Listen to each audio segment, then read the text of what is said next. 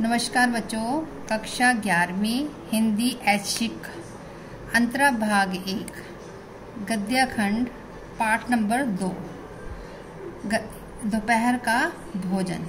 दोपहर का भोजन एक कहानी है। इसके लेखक है अमरकांत जी। आओ बच्चों, आप पहले अमरकांत जी के जीवन परिचय पर चर्चा करते हैं। अब कहानीकार अमरकांत। जीवन परिचय। जन्म जुलाई सन 1925 को उत्तर प्रदेश के बलिया जिले के भागलपुर में नागरा नामक गांव में हुआ था। वास्तविक नाम इनका श्री राम वर्मा था। रचनाएं: कहानी संग्रह जिंदगी और जोक, देश के लोग, मौत का नगर, मित्र मिलन, कुहासा आदि। अब देखिए बच्चे, उपन्यास कौन कौन से लिखे उन्होंने।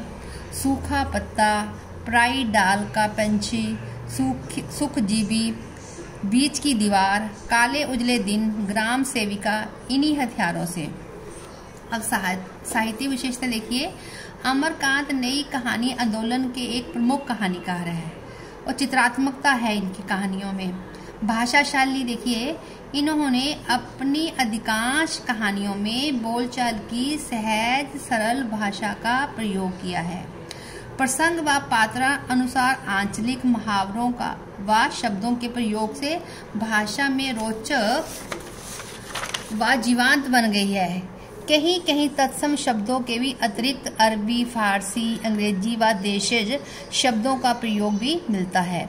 वर्णात्मक शैली को प्रभावी बनाने के लिए संवादों का ज्यादा प्रयोग किया गया है। अब देखिए पाठ परिचय क्या है। दोपहर का भोजन गरीबी से जूझते एक निम्न मध्य वर्गीय शहरी परिवार की कहानी है, जिसके मुखिया की अचानक नौकरी छूट जाने के कारण परिवार के सामने आर्थिक संकट खड़ा हो जाता है। परिवार के सदस्यों को भरपेट भोजन तक नसीब नहीं हो रहा है। पूरे परिवार का संघर्ष भावी उम्मीदों पर टिका है। सिद्धेश्वरी संकट की घड़ी में परिवार के सभी सदस्यों को एकजुट एवं चिंता मुक्त रखने का अथक प्रयास करती है। वह अपने परिवार को टूटने से बचाने का हर संभव प्रयत्न करती है। देखिए कहानी में मुख्य पात्र कौन कौन है। सिद्धेश्वरी तथा मुंशी जी हैं तथा उनके 3 पुत्र हैं, रामचंद्र, मोहन और प्रमोद। रामचंद्र जो है 21 वर्ष का है। वो किसी समाचार पत्र में प्रूफ रीडिंग का काम सीखता है तथा नौकरी की तलाश में है अभी। जो मोहन या 18 वर्ष का है, वो हाई स्कूल की परीक्षा की तैयारी कर रहा है। प्रमोद अभी 6 साल का ही बालिक है जो कि बीमार है। अब देखिए बच्चे, आगे कहानी क्या है। दोपहर का भोजन सिद्धेश्वरी पाठ की जीवंत पात्र व अत्यंत अभाव में अपने परिवार की गाड़ी को खींच रही है। परिवार की स्थिति अत्यंत दयनीय होने पर भी वह परिवार को जोड़ने का पूरा प्रयास करती है। परिवार को जोड़े रखने के लिए वह झूठ का सहारा भी लेती है। उसका अथक प्रयास रहा है कि घर के सभी सदस्यों को सुख पहुंचाए, भले ही स्वयं कष्टों में जीती रही। वह परिवार के सदस्यों के सामने एक दूसरे की कमी ना बताकर उनकी बातों को छिपाती है ताकि किसी भी सदस्य को मानसिक कष्ट ना हो। ये सभी बातें उसके अपार धैर्य को दर्शाती है। सिद्धेश्वरी ने झूठ बोलकर कोई पाप नहीं किया, बल्कि परिवार के सभी सदस्यों को एक दूसरे से जोड़े रखा है। ऐसा झूठ जो किसी भलाई के लिए बोला जाए, उसे बोलने में कोई बुराई नहीं है। घर के सभी सदस्य रामचंद्र, मोहन तथा मुंशी जी बारी बारी भोजन के लिए आते हैं। सभी मन ही मन में इस वास्तविकता से परिचित है कि घर में पर्याप्त भोजन नहीं है। वे सभी कुछ न कुछ बहाना बनाकर आधे पेट ही भोजन करके उठ जाते हैं। रामचंद्र के भोजन के दौरान सिद्धेश्वरी मजले बेटे मोहन की पढ़ाई की झूठी तारीफ करती है। वह मोहन से झूठ कहती है कि रामचंद्र उसकी प्रशंसा करता है।